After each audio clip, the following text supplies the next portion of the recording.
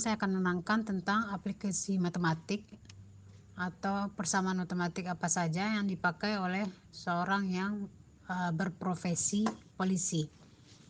Di sini kita akan membahas tentang bagaimana menentukan kecepatan kendaraan yang sebelum kecelakaan terjadi.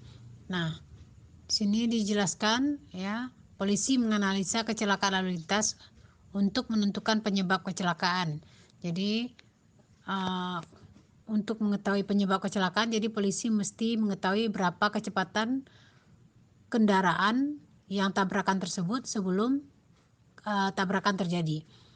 Nah, untuk menganalisis untuk itu gunanya adalah untuk menentukan penyebab kecelakaan.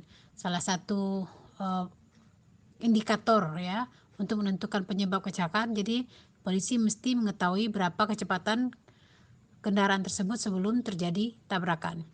Nah, penyebab laka pada korban kecelakaan untuk mengklaim asuransi juga diperlukan dan memutuskan apakah kecelakaan dapat dicegah atau bukan. Jadi dengan menganalisa kecepatan kendaraan tersebut ya juga akan berhubungan dengan masalah asuransi, klaim asuransi.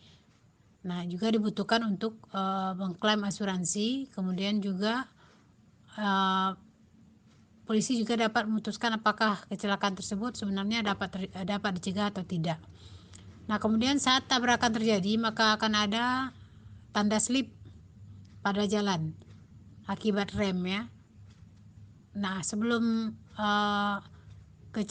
kecelakaan terjadi itu tentulah mobil itu menekan rem sehingga akan membuat tanda slip pada jalan. Kemudian polisi mengukur tanda slip tersebut untuk mengetahui kecepatan kendaraan sebelum tabrakan. Nah, formula yang digunakan adalah S sama dengan akar 30 DF. Nah, di sini ada aljabar ya. Jadi berarti materi yang dipelajari di SMA itu aljabar digunakan untuk menentukan kecepatan kendaraan sebelum terjadi tabrakan.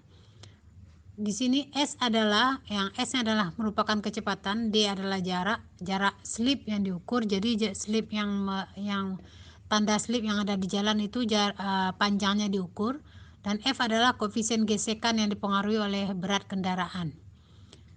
Nah, kemudian dipengaruhi juga oleh permukaan jalan, aspal, semen, dan kondisi cuaca. Jadi semua berpengaruh ya. Jadi koefisien gesekan itu dipengaruhi oleh berat kendaraan. Jadi kemudian permukaan jalan, kalau jalannya makin kesat itu tentu gesekan makin besar ya. Kemudian juga kondisi cuaca, kalau hujan tentu tidak jadi bertambah licin ya jalan ya. Karena keadaan jalan dan kondisi cuaca tidak memiliki pengaruh yang signifikan, maka kedua faktor tersebut diabaikan. Jadi ada faktor itu diabaikan, jadi kondisi cuaca tidak begitu signifikan pengaruhnya terhadap kecepatan itu nanti, sehingga kecepatan kendaraan dia boleh diabaikan. Koefisien gesekan ditentukan dengan menggunakan formula F sama dengan F bar per W, di mana W adalah berat ban dan F bar adalah gaya gravitasi terhadap ban. Nah, gaya gravitasi ini dapat ditentukan dengan menarik sebuah ban di sepanjang jalan dan mencatat gravitasinya. Jadi ban itu ditarik sepanjang jalan. Nah, kemudian dihitung catat gravitasi dengan sebuah alat ya.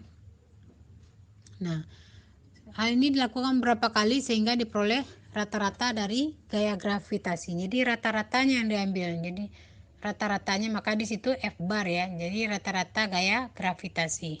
Nah, perhatikan pada gambar itu mobil itu ada jarak slipnya itu. Slip di gambarnya itu ada tanda slip. Nah, kemudian di sini misalkan jarak slipnya itu adalah ya kiri dan kanan itu ada 64,3 feet ya. Tanda slip jalan raya akibat kendaraan di 64,3 dan satu lagi 68,5. Nah, karena ada 2 dibagi 2, jadi jarak slip itu adalah 66,4 feet. pada gambar diperlihatkan cara menghitung gesekan, faktor gesekan. Ya, itu ban ditarik di jalan itu.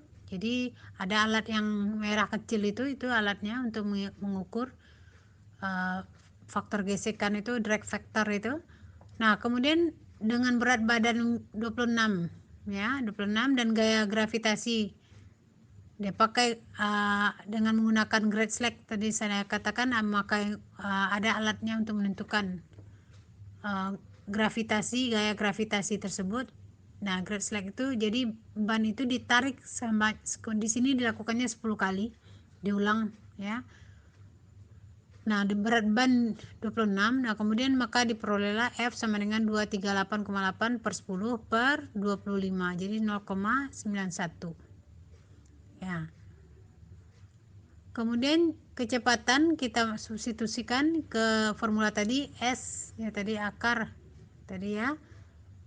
Jadi akar 30 kali 66,4 kali 0,91. Jadi diperolehlah S itu kecepatan mobil sebelum tabrakan adalah 42 meter per jam.